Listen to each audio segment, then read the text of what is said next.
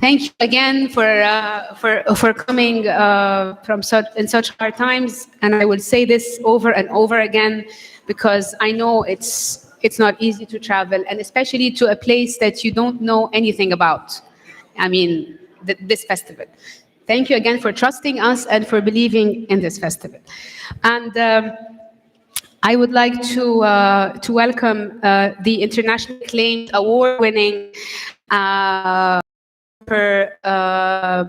Mrs. Maggie Steber, the woman who allows us to see the world in a new way.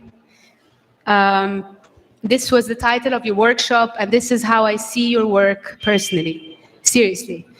The lady who traveled to 70 countries and she was featured and she has presented her work there and she attended so many festivals. The inspiring lady photographer who talks about people, society, and the pain of people, and she knows how to narrate that in a very poetic and a very magical way that I personally get touch with, and I'm sure that so many of you in person. And when they meet you in person, they know that you are for real that way. And you're not just pretending to be that. So it's a real blessing to find out that your role model is a real role model. Maggie was very responsive when Jay and Anis hooked us up via email. She was very excited, very responsive, and very willing to give back to the society and give back to the community in Egypt. So I'm really grateful for that. She's a National Geographic photographer and a Guggenheim Fellow. And she was nominated to the Pulitzer Prize, and she was awarded by many organizations. On top of that is the World Press Photo. And she was named as one of the 11 women of vision by National Geographic. And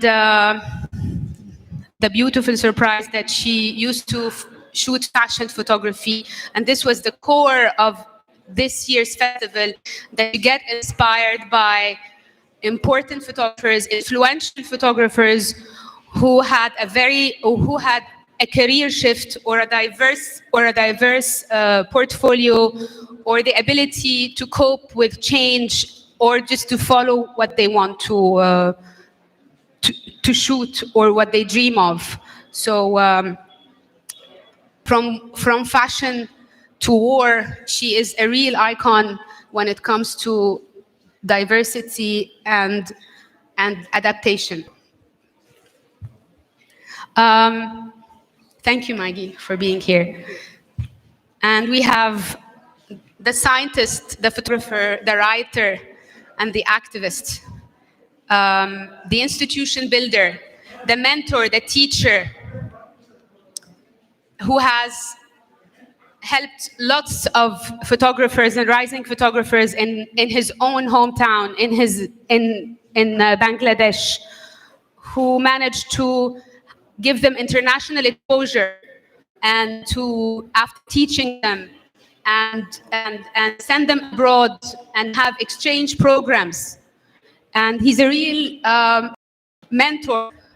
And when I met him again, I was not disappointed. And I remember when we had our first Zoom meeting, he asked me, how did you know about me? I was like, you're a public figure. I mean, you are an icon. He's still asking this question, which makes me feel really moved, because I'm not disappointed as a big fan. I was not disappointed in my role model. He was the former president of the Bangladesh Photographic Society, and he's a founder of Drake Agency and the amazing Chobi Mela, sorry if I'm not pronouncing it right, the Chobi Mela Festival.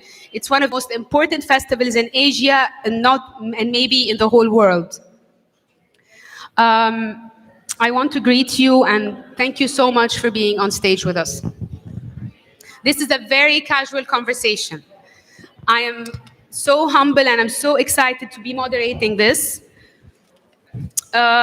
We will be talking about so many things. Let me just pinpoint some of them and then we start.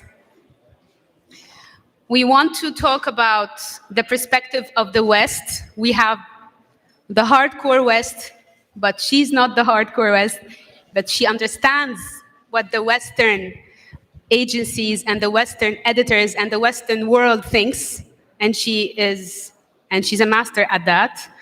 And we have the East, and he is well exposed to the West as well. So we have amazing perspectives. And we are meeting in the Middle East. So I think there is nothing more perfect than that. So we will talk about, I think we can start with, it's not just about photography. It's not just about the photographs. Photography has many other aspects. As a photographer, he has to be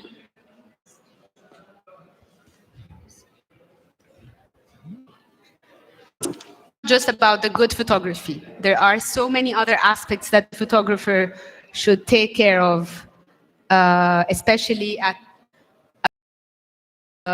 agencies and approaching editors for a pitch and to expose their work. Would you like to start with that? Sure. Yeah.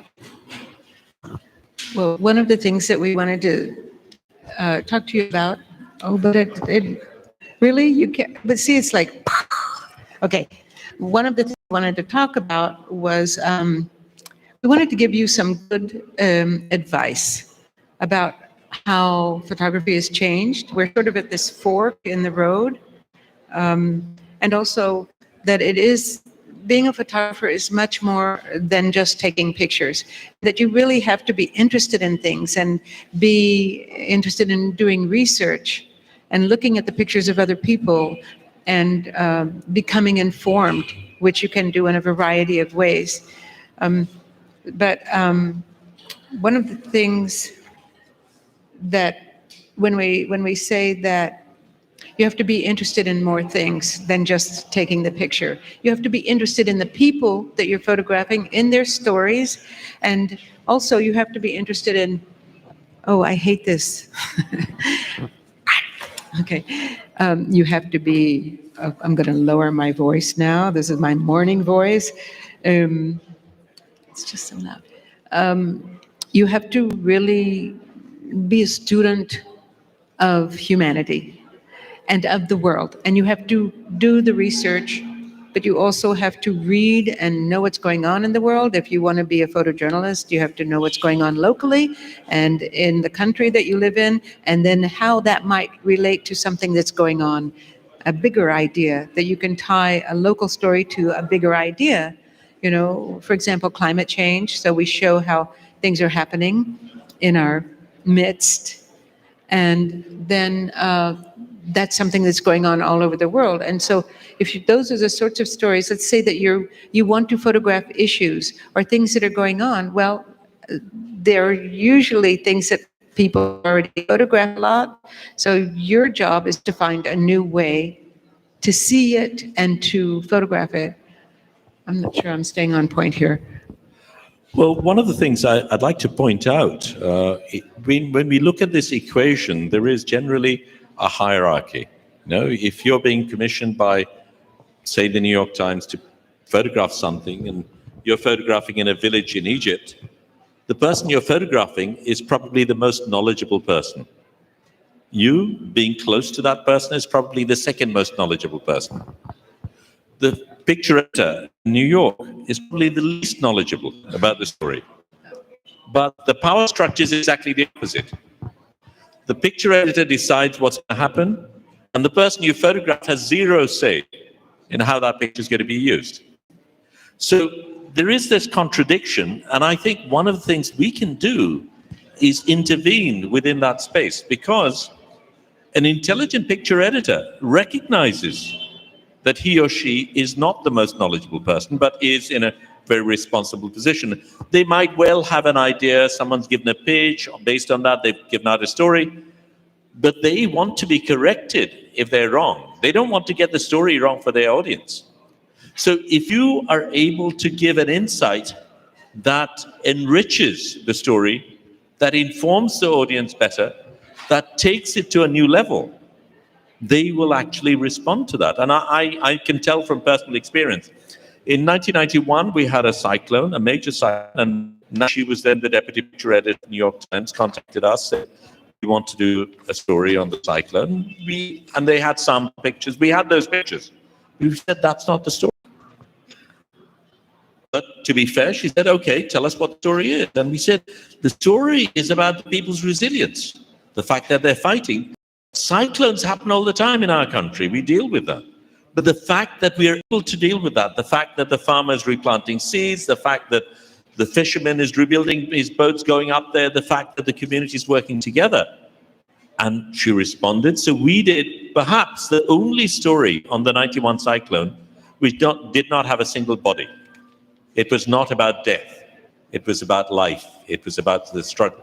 And that separated, so that we had a full-page spread in the Sunday Review based on the fact that we actually gave a different version of it. And it is perhaps important to recognize that all of us are experts in our own field. Each one of us is more knowledgeable about what happens to our community than anyone else.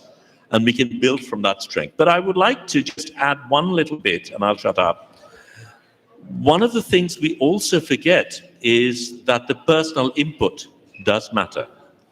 We know the language, we know the people, we feel the pulse. And I will refer to the same story. The cyclone's taking place, I turn up, I look at the trees, they're all charred as if there's been a fire. But there was no fire. It was a tidal wave. And I tried to think what had happened. So I asked the government officials, they talked about how much money they dispersed. I talked to the NGOs, they said, we gave out so many bags of wheat. I talked to an engineer, they say, oh, the talk is so many, whatever, PSI, whatever, but none of it helped me understand. And I spoke to an old woman in one of those villages, and she said, and I'll say it in Bangla, Zomin hilo সমুদ্র, সমুদ্র hilo ঢেউ. The land became the sea, and the sea became a wave. It was poetry. And with that phrase, I could see what had happened that night. I could see what she had gone through. None of this literature, none of the facts, none of the statistics would have given me that. And often we forget that that individual has a very important story to tell. And we are the people who can bring across that story. But I would just add a little cautionary idea here. So let's say that you get an assignment from a picture editor, not in your country, who might know more about what the situation is. But let's use the New York Times, and just because I think you always want to do your best work for a photo editor, because the photo editor then has to go into a news meeting and sell ideas, sell your pictures. And if you don't do a good job, they're the ones who get beaten up, so to speak. So I would say this, having been a picture editor, if they have an idea, do that idea, and then go beyond and reference what you know. And as we've said, learn from the people that you're photographing. Because if you don't do what they say, then that could be bad for you and bad for the picture editor. So I always say, do what they say, but then go beyond and show them that you actually know the real story. So you necessarily have to send pictures of what they say, but I suggest that you send one or two, but then send the pictures that are better, because they really tell the truth of a story.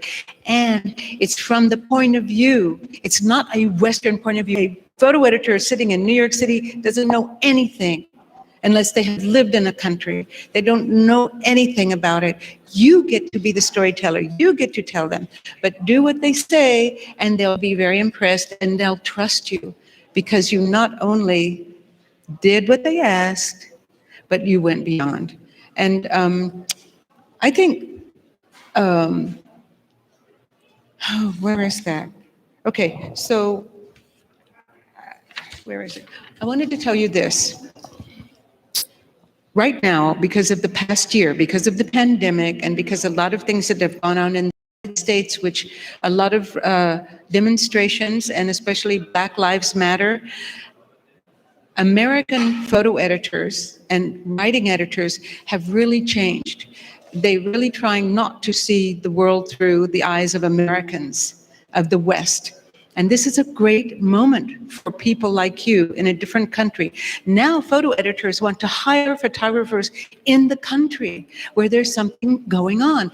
They're looking for photographers here in Egypt. That's who they want to give an assignment to if there's a story in Egypt. They're looking throughout Africa for people who live in that country. And because they're not going to send somebody like me, because first of all, there's the pandemic, but also, what do I know? I might be a good photographer about some things, but even Haiti, where I have worked for such a long time, but they should use Haitian photographers. It's their story to tell. It's your story to tell. So how do you get the attention of these editors? This is the trick. They are looking for you. So one of the ways that you can really get attention is, first of all, understand how to put your work together in a portfolio or as a story. Don't send them like a picture of this, a picture of this, a picture of this. No, everybody can do that. Anybody can take a good picture once if you work hard enough. But if you put a story together and you show how you tell a story, how you take pictures, how you relate to people, and how you find these little details that you can take a landscape and you can show a little detail that is also equally important. But one of the things that are really important to think about is use your Instagram site as a portfolio site, as a website, because this is almost always the first thing that American and I think European photo editors are looking at. And when they're looking, if you can join a collective like Everyday Africa or Everyday Egypt or something like that, that's what they look at. They're looking for somebody here, and they start looking for people who are in Egypt, and they're looking at any collective or any organization where they might find photographers. And if you use your Instagram site as a portfolio piece, they're going to find you because they're looking for you. And there are also portfolio reviews. There are competitions to enter. When you enter a competition, people are judges from all over the world. So they see your work that way. Maybe it's not a competition that you even think you're going to win something. It's not about winning. It's about getting seen and noticed. So what else? Yeah, I'd just like to add to that. Thank you for bringing it up. There are some institutions that actually try and buck that trend. Our agency, RIC, was very successful within Bangladesh, but then we discovered that the same problem existed everywhere else. It exists in Egypt, in other places. Individual photographers, particularly this was before internet, it was very difficult for us to compete. So we built collectives, and there is an agency called majorityworld.com, which we set up quite early. I think it's a very interesting piece of information. Yeah. Please note this down. It's very specifically set up to promote the work of non-Western photographers and marginalized photographers within the North. So Native American photographers and others will be represented by agencies like Majority World. And they're rooting for you. You are the very people they've been set up for. But unless they know about you, it won't happen. So do the research, reach out to them, submit a good portfolio, and as Maggie says, be your own marketing person as well. Yes. And, we want to actually open the floor up to questions. We really want to open up the floor to questions because that's really what this is supposed to be about. I just want to say one more thing in case I forget about it, because I'm crazy about captions. So the captions are what's going on in your picture. Who is in the picture? Who, what's going on? Who, what, why? Why is it happening? Who, what, why? Where is it? And when I say, where is it? Don't say on A Street, say today in Cairo, Egypt, people went out into the street to celebrate the anniversary of, I don't know, something. Oh, the anniversary of the revolution. And thousands of people came out. So tell us a story about your picture, and one or two sentences at least. But you write a great caption, and you are going to be the favorite child of a photo editor. I am telling you, I know this. I know this from experience. I'm sorry. I know this from experience.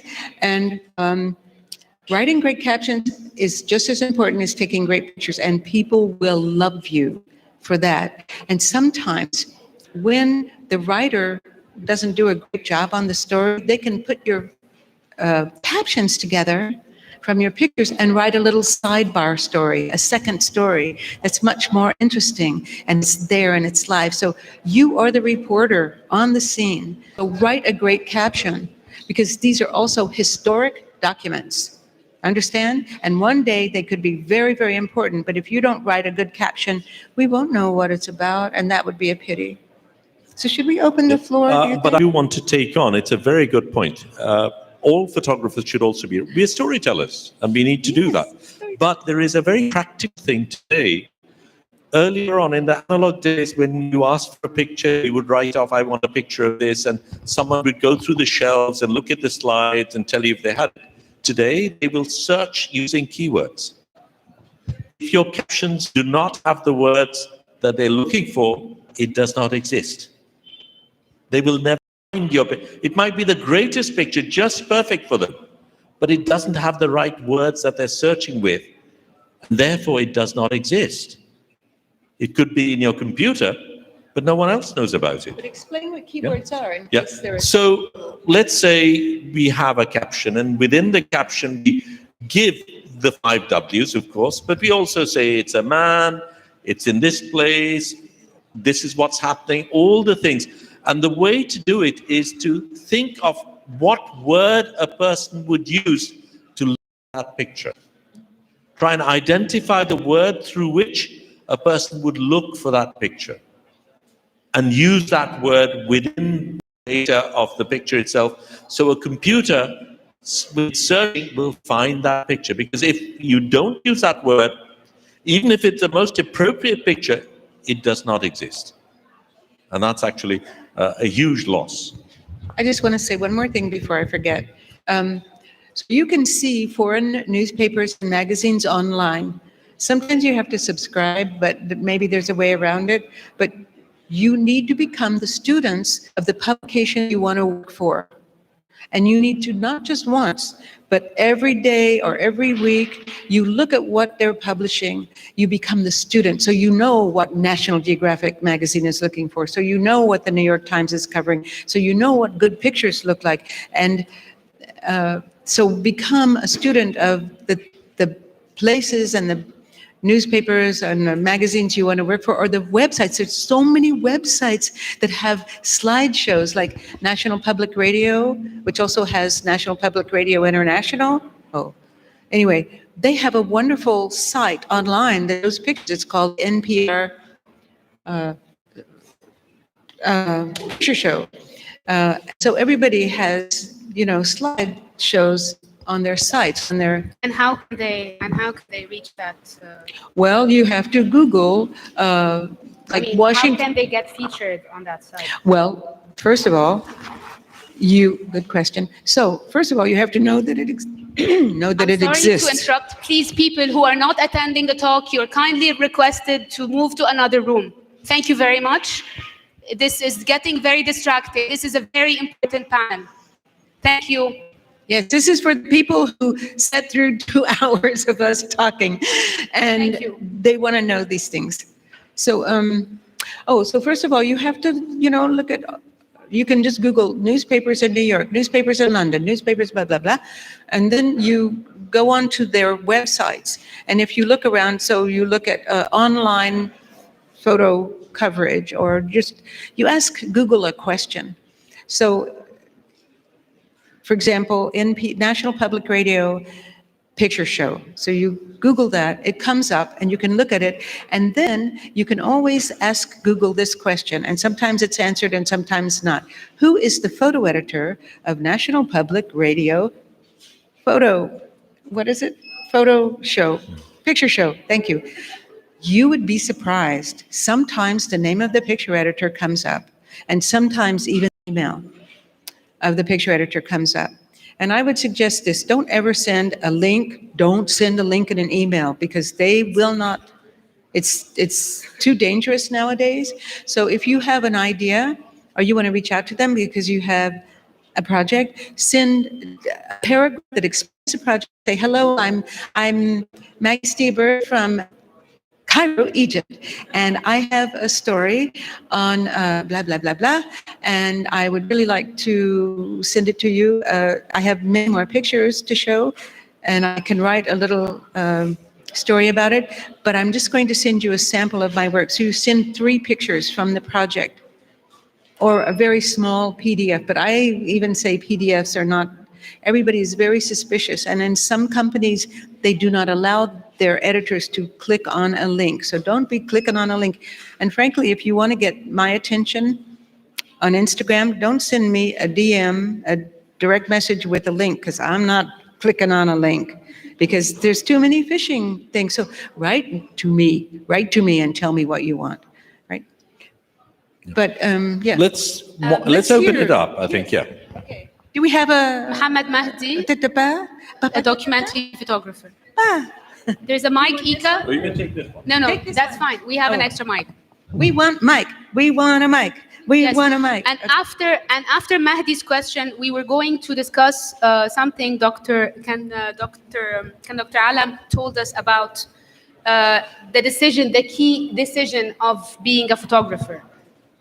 It has a lot of, Okay. it entails a lot of cost that they need to be aware of. Maybe after Mahdi's question. Hi, I wanted to ask Maggie this question about your stories. How you deal with your feelings or prepare it before, like working in a story. How you deal with feelings, or prepare it when you are working on a story, especially in the story you showed us about Kiri or your personal project about your mother. Like, do you consider yourself as a photographer doing his responsibility to take a picture and show it to others, or you are a human in those moments and you let your feelings drive you to take the picture, if you can? No, I couldn't really. Could you repeat that, please? Yeah, Could of course. I was asking about like how you deal with your feelings, or you prepare yourself while you are working on a story. How you deal with yourself after or before? Before, of course. Before. Yeah. I mean, I thought that you, yeah. Sure. Okay. Well, first of all, you're human and you should be a human being first. And sometimes you're going to see things that are going to make you cry and make you have nightmares. But that's how life is. We can't be without heart when we're photographing difficult situations. I've come very close to being killed several times in Haiti, almost beheaded. I've had guns held to my head and knives held to my throat. Wow. And I had PTSD when I was almost beheaded. But I worked through it. It took me a couple of years. Like, I couldn't drive. If I couldn't be in a crowd, I had to be in a room. I always had to be next to the door so I could escape. I couldn't fly on a plane because I had no control. Anything I had no control of. And but I got over it. I worked through it. And I got over it. But also sometimes we see terrible things where, people who are, when you see a flood and all of the bodies of little dead children who have drowned in the flood, of course, you have to photograph that because that's your job, is to show something horrible happened to these children. And then you just go and have a good cry, because this is life. And these little children had lives and now they're gone. And of course, that would move anybody, right? I think you mustn't forget that you're a human being. And the work on my mother, photography saved me. I can't tell you how many times I cried. My mother's disappearing. She's leaving me. I have no family now. No family. but happily I have friends, and I get to make my family. But of course, you're going to be heartbroken many times. And actually, some photographers like Jim Noctway, maybe most of you know James Noctway is a very famous war photographer. I don't think that he covers this kind of thing anymore, but he would risk his life constantly. And I think or like Don McCullen, a very, very famous British photographer who covered so many wars, so many horrible things. And he finally just couldn't do it anymore. So he started photographing flowers. And it sounds weird, maybe, but they're beautiful, beautiful photographs. And I just think it depends on the period of your life, how long you've been doing something. But this is kind of what photographers take on. We take on the lives of other people, and sometimes you carry that pain of them. But if you remember that the photograph can inform and maybe change minds, maybe make people reach into their pocket to save starving children. The pictures have a job to do. And I don't think it's ever about us. It's always about the people in our pictures.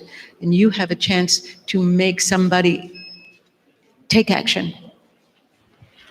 I'd just like to add that your weaknesses are also your strengths. Because at the end of the day, you are there to tell a story for someone else. And if you haven't got those weaknesses, you will not respond in the same way. You will not have the sensitivity that is required to give life to a particular story. At the end of the day, stories are not just about facts, they're about people. And unless you can respond as a human being to the situation of an human being, you cannot carry that story across. Don't be afraid to there's a saying for a photograph, show me how you feel. Whatever you're looking at, show me how it makes you feel. Unless you're just cold-hearted, in which case, go photograph, I don't know, still life, I don't know, just something, I don't know. But Anyone else? was that a good enough answer, or? Roger Anis, I think, was first. Is that okay? So both of you are very good photographers, but also you are a great educators. Great. You teach great educators, like teachers, photography as well. Teachers. Yeah, Teachers. yeah. And you teach workshops all around the world. And Shahidul founded this amazing school, Bachala, which I think the photographers coming out of the school, they're creating new styles in photography and using not only photography but also storytelling in a different way than the very classical way. So what is your tips and advices for educational institutions or teachers in photography when teaching or trying to teach photographers? Yeah. What? What? Okay, I'm sorry, but What is Just your give- advice as a teacher? give us advice. Advice on a teacher. Give Okay. advices to like what makes you good educators Okay. and teachers for photographers who to find their own styles and their own ways. Okay. For Oh. example, like Sarkar Brutik, who won World Press Photo, and it was a very, very different style that I couldn't imagine that his style and how he expressed and be in a press contest. Okay, well, I'll start. Firstly, I think that too has something to do with how times have changed. There was a time when you needed a teacher to give you facts. Today, Google does a better job than any one of us. If you want to know about certain things, there are YouTube tutorials, there is Google, there's many ways of getting data. That, I don't think, is the job of a teacher anymore. I think what a teacher can do is open up minds. It can open you up to the possibilities that exist. And I think more than anything else, a teacher's job is to inculcate critical thinking. Yeah. So you begin to ask questions, you ask the right questions, you seek answers. And another thing that is important is to give the student the courage to question himself or herself. And that's something we're very bad at doing generally. Often we are thinking other people, we never turn the lens around and ask tough questions of ourselves. And I think a teacher can help you do that. But at a practical level, in terms of what we do in our school, we have a very deliberate policy of bringing in teachers with very different points of view, because there is never one way to do things. And there is never one right way to do things. And different photographers will do different things. And at the end of the day, you might like someone's work or not like someone else's work. That's not so much the point. If that person has opened you up to the possibilities of the medium, that person's done his or her job. I think that rules are made to be broken, and you'll have teachers who say, well, you have to do photograph with the rule of thirds, and you have to, this is not a picture, this is kind of a conceptual thing. Well, we don't tell serious stories in a conceptual way. Excuse me, yes, you can. And so you always want a teacher who encourages you to be wild at heart and to try things, get down on your knees and photograph the world from a different angle. Like, what do dogs really see? How do they see the world? And you would be surprised what you will find. It's amazing. And I'm not talking about looking down, I'm talking about this. And practice that. Go out of your comfort zone and practice things that you've never tried before. As far as we know, we only go this way once. Depends on what you believe, but we only go this way once. And I think that we're supposed to be curious about everything and be wild at heart and try things. It's like I said before, photography has no boundaries. It's just we who limit it. So even if somebody says, well, you'll never be a photographer if you do that, which I was told, because I made kind of funky artistic pictures when I first started out. And so I went a more serious route. But guess what? Now I'm back taking some really fun pictures that I was given a huge grant to do. So you just never know, you have to play. Yes. And again, I want to confirm the idea of the power of local expert again. So the edge of the local. Again, yes, we leave the comfort zone, but we focus on the local side, the local power that we have on the community, on our community. Yes. So we are the right ambassadors as opposed to having a foreign photographer. I have a question. Yes, Hi. You're right. What did photography make you discover about yourself? What did you find out, like seeing you've done different types of photography, different type of documentation, traveled the world. I'm sure every experience added something or discovered something, maybe a bad side and a good side. And another question, very quick questions. What's the similarities between all the countries that you've been to and all the happy and bad projects that you've been to? What do you see in common as for all of us humans with having different cultures, different backgrounds, what are the similarities? For Maggie or Dr. Alam? Both, please. I would love to know both views. Since they're both different, so I would love to. Okay, well, first of all, I think human beings are much more alike than we are different. We might look different, we might wear different clothes, we live in a different kind of house, but we all have stories. We fall in love, well, hopefully. We have families, we have to cook food, maybe we have to grow it. I mean, we have a lot of similarities. Maybe the outside look of things is different, but everybody has a story. And this is what I learned. Everybody has a story. And if I will stop talking and stop thinking that I know everything, I listen, I will get the true story, and then I know what to photograph. And if people appreciate it, they understand that you're respecting them, and they will tell you your story. They will tell you their story, and they will invite you in. And then you can make pictures that have some meaning. And just going back to this, what you were saying is that be the expert on your town, on your neighborhood, on your city, on your country, because that's where you're going to get work to start out at least.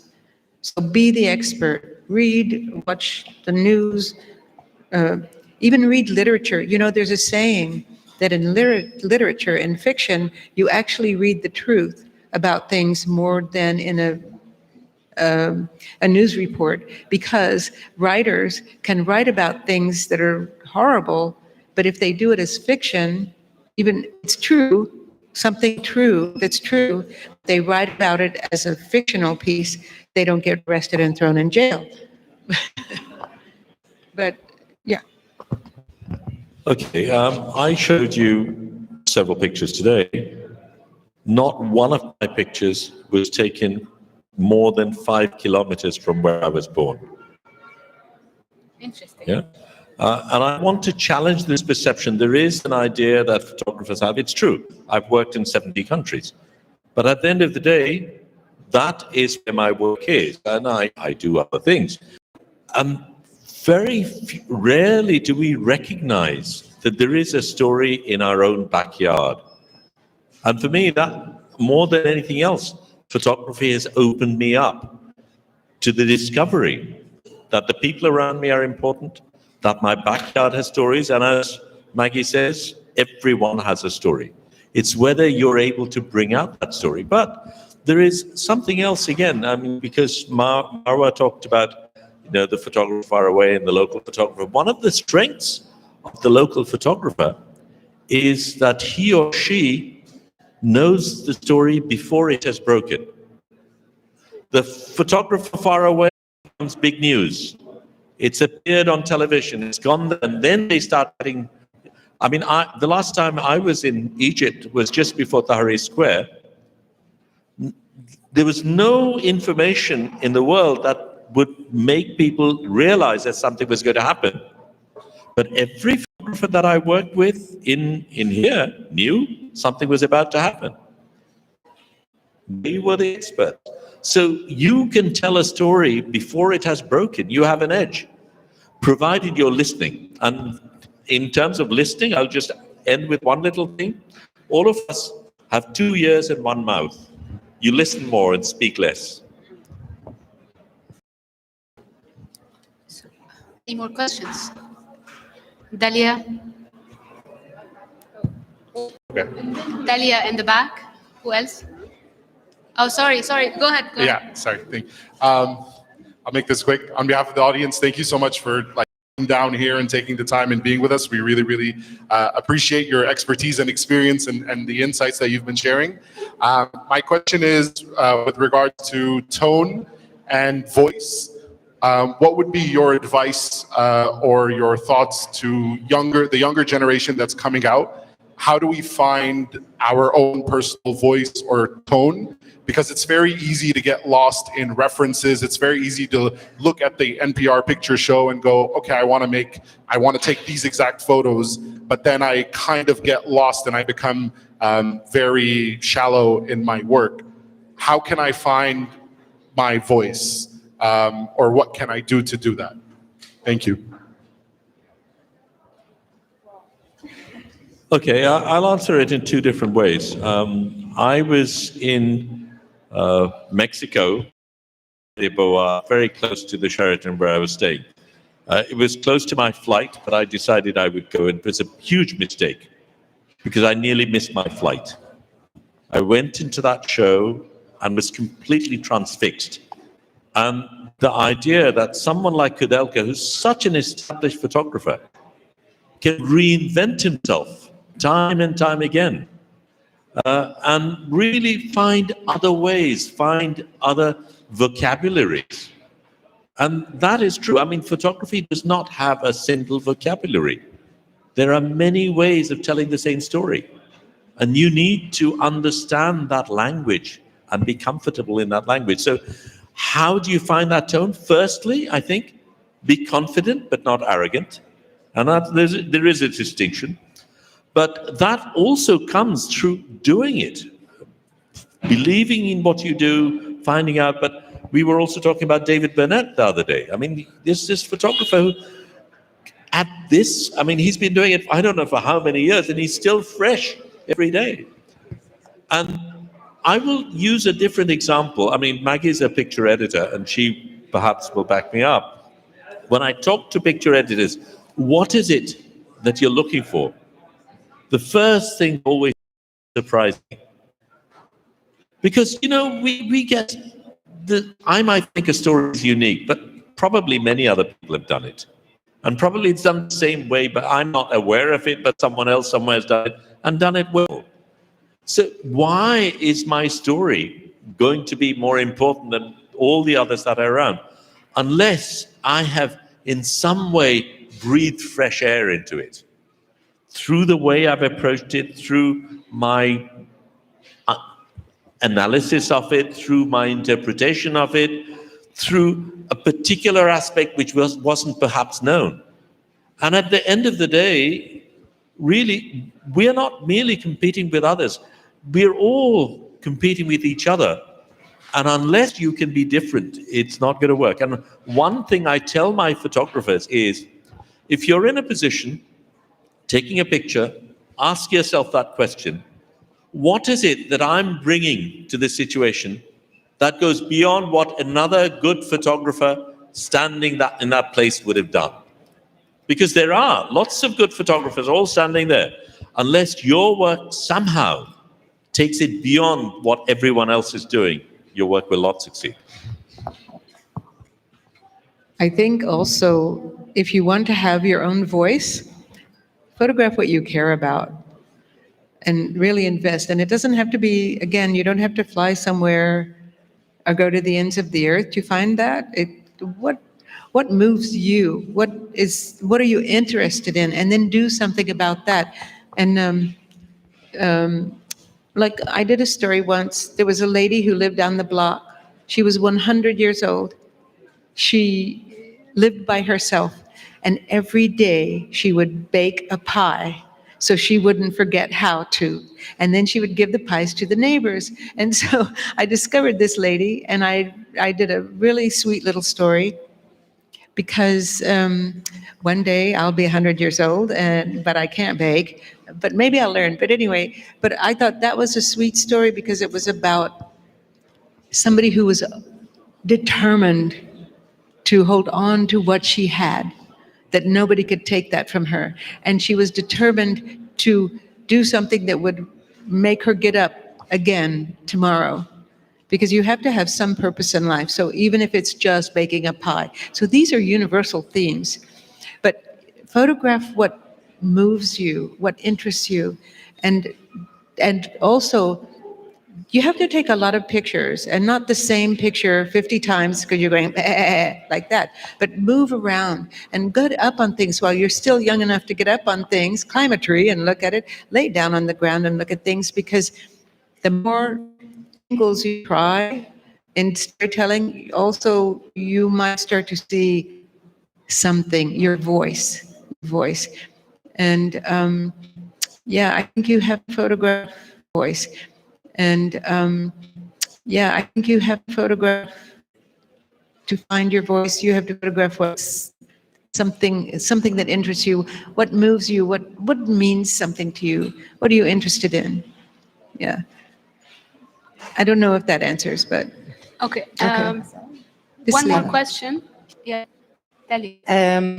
As artists, as storytellers, if you do not have a deadline, like when you don't have a time constraint with regards to your project or the story that you're working on, when does the work in progress phase or the development phase end for you? How, with experience, you of perfecting the story or the new layers, because everything changes as storytellers. So if time is not a constraint, when does the progress phase end and the execution begin? This is a question that every photographer struggles with. Like, when is it over?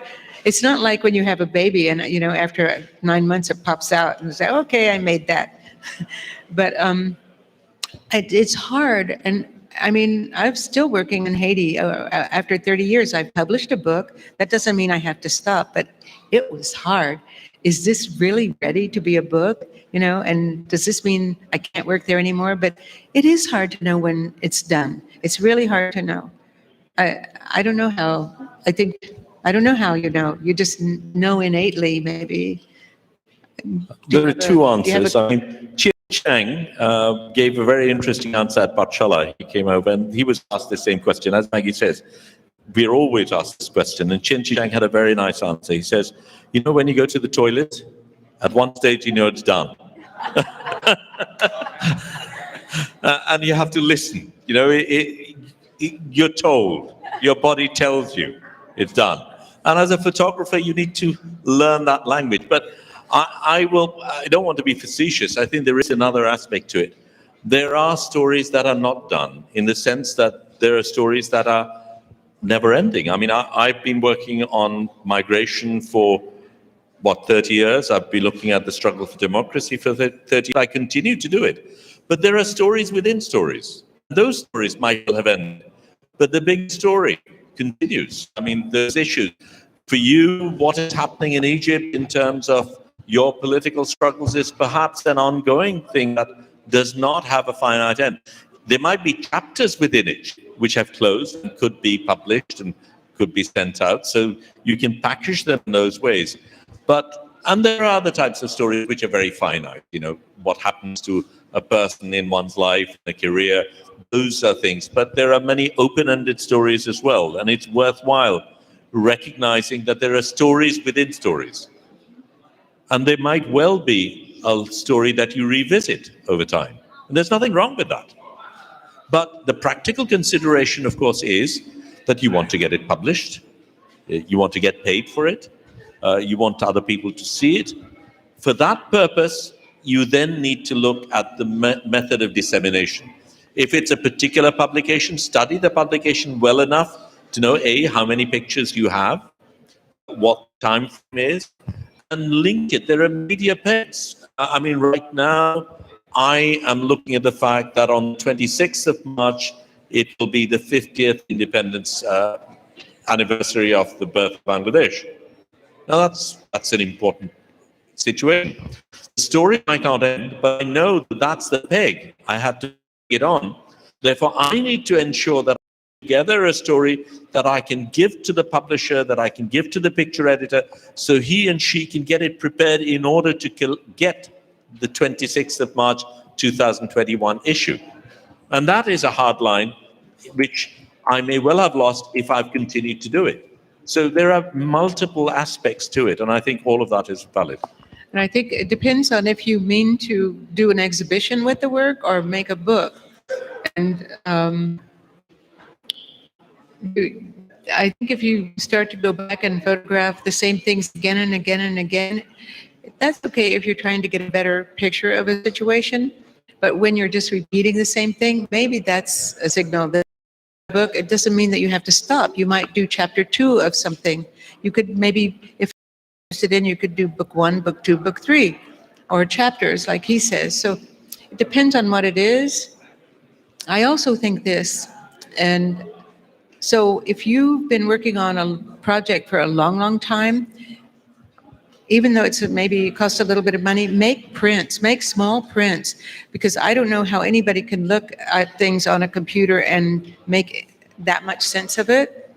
So if it's a really important project to you, if you can make cheap little prints, and so that you can lay them out in a linear fashion or as a grid, and pictures will talk to each other if you allow them to and you listen. And one picture can lead you to the next picture. It could be about color, or it could be about an activity. It could be about any number of things. I think if you're thinking in that way, where it's really long-term project, like a year, 2 years, 3 years, make little prints if you can, and live with them on the wall, because you'll see the best work. If you look every day, you make yourself look every day, and the ones that have staying power, that's when you know what the best collection is. And then you might understand that way when something is finished. Excellent. I want, Is that helpful? yeah. I want to wrap up this interesting conversation by a surprise request. If Maggie could ask Shahidul a question and Shahidul would ask Maggie a question, one question, what would that be? From you both, would you like to start? Sure. I will ask you I know the question that I thought of that in terms of the fork in the path, because in your life, was there a moment when things could have gone either way and you chose a particular path? Well, this is a much better question that I can think of to ask you. Yes, there was a moment, and it was about marrying someone.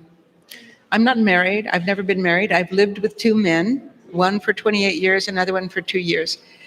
So I'm speaking, well, everybody, not everybody. Anyway, this is my story.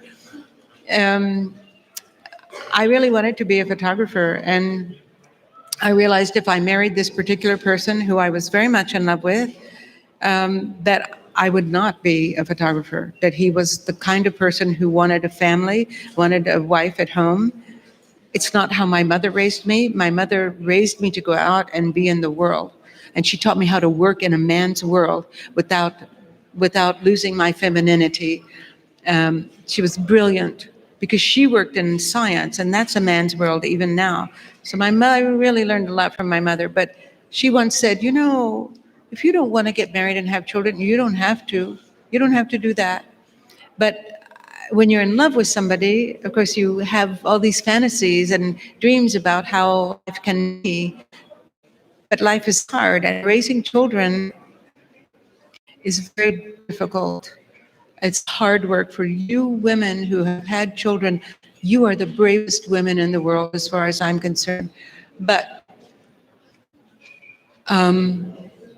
I personally did not want to bring another person into this world because I think it is a terrible place. And it gets worse and worse as far as I'm concerned. And I made that decision. And I knew if I married this man, I would be bringing children into the world, a world I did not think was a good place. So that's my decision. And I have never regretted it because I love children. I have a lot of friends with children. I get to play with them. I get to, and then give them back to them. I go photograph children. I love children. I think children are brilliant. I don't need to have my own. And it's okay with me. But I think women who do it are really brave women. It's the most important job. Perhaps it's the most important job in the world because you are creating the world. And this is what is so magnificent about women. Now, we love men because they plant the seeds, but we're the ones who grow those babies and then, generally speaking, raise them. So anyway, I'm going on too far. But that was my seminal moment that, yes, I realized that I have to make a choice. And even if I didn't get married, I still had to make a choice about whether I would have children or not. And I have not regretted it. If I ever changed my mind, I would adopt children. And I send a lot of children to school in Haiti. And I have my relationships with children. I love them. I don't need my own. So that was, okay, now I have to ask you a question. Or I can ask the same, take on the same Oh, question. well, that's a great idea. Okay, so. No, but it's your question. Listen, this is such a great question. So let's ask him. Okay, so what was the moment when you, or what? Was there What a a moment? surprising question. Okay. What was the moment when you had to make a decision about how your life would go in one direction or the next? Multiple, actually, but one was I come from a middle-class home, and I was doing a PhD in organic chemistry. In middle-class homes, you either become a doctor, an engineer, or a lawyer, or something like that. And if photography is not really a profession, and certainly once I'd done my PhD and I came back, relatives would say, "Sure, you do photography, but what's your job?" The idea that photography can be a job, But at a practical level, one of the things that was very important for me, wait, I know I want to do photography, but I need to earn a living. And what I started doing was I got a job. I saw an advert in the newspaper, a studio called the Young Rascals. And I applied, and essentially it was a job of taking pictures of kids. But it was not really a photographer's job, it was more a salesman's job. Because what you did, I mean, one of the things you need to understand, you know, we look at pictures, we look at composition and light and moment, but for a parent, the finest photograph in the world is a happy picture of her child. That's it. For a grandparent or a parent, that is the best picture. Now, I was taking happy pictures of children. You know, I'd put a sheepskin rug, I'd put a little blue background, I'd get the kid to smile, I'd take a picture, I'd make a 10x8 print, and I made a lot of money. This is 1983. I was bringing home £350 a week. That's a lot of money now. It was a lot of money then. But I was very unhappy about the type of photography I was doing. So I complained to the studio, what's happening, you know, and I'd wait for the weekend to go out and do the pictures, which I thought was photography. And they said, what are you talking about? You're a star photographer. You make more money than anyone else. Everyone loves you. And I thought, okay, it's true. I'm making a lot of money. Everyone tells me good things.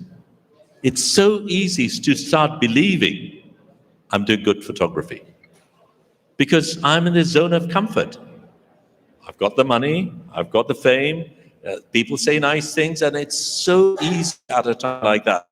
Just slip in, okay, this is fine, this will do. And that's when I decided I needed a clean break because it was dangerous territory. That zone of comfort is what can destroy you as a professional or as an artist. And I made that choice at that time. I stopped that work. I saved some money. I went back home. I was going to use that to start up my business back home. That didn't work out, but that's another story. I made that clean cut because I knew I was entering a very dangerous space. And it's important to recognize that those dangers are there around us all the time. It's so easy to become complacent, so easy to become comfortable, so easy for it to go, it's okay, this will do. And making that choice is perhaps one of the most key decisions I've ever made. Can I just say one more thing? Oh.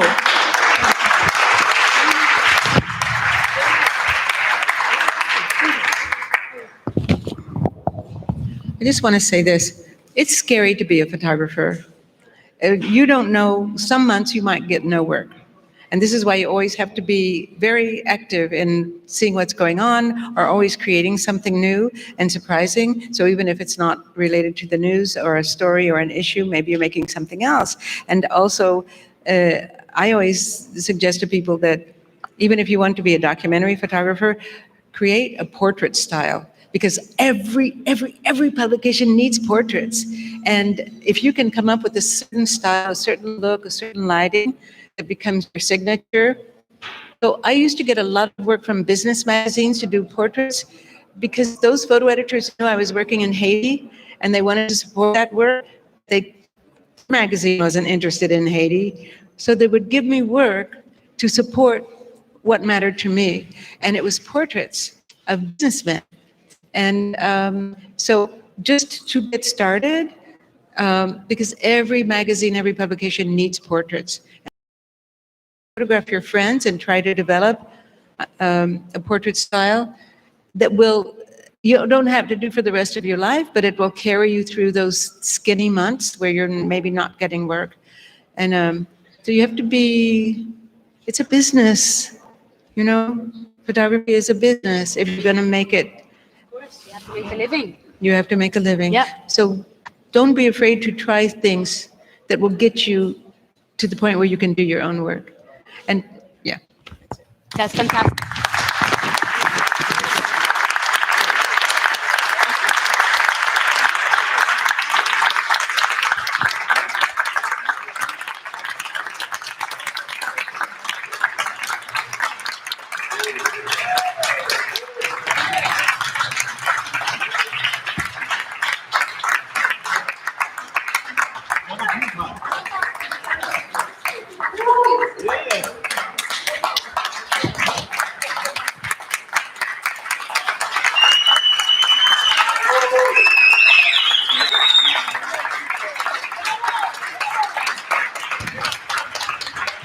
thank you everyone who attended the festival and even who attended one day at the festival and who really attended our program. It was a year and a half of work. So thank you. And thank you, our prestigious speakers and our team.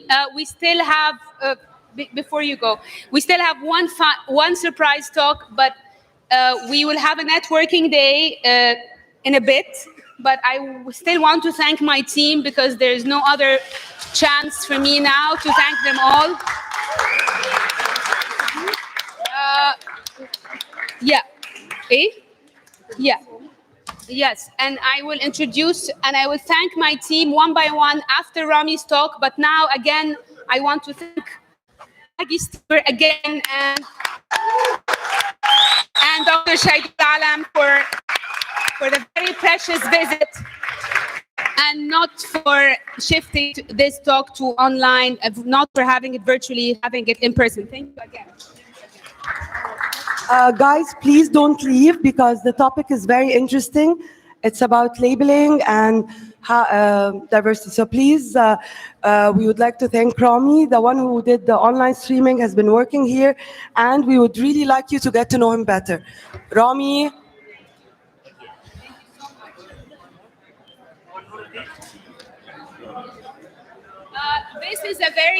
This is Rami, we want to, yes, please. We want to thank Rami Shakri for, he's a great photographer and he was the one in charge of our live streaming to the world.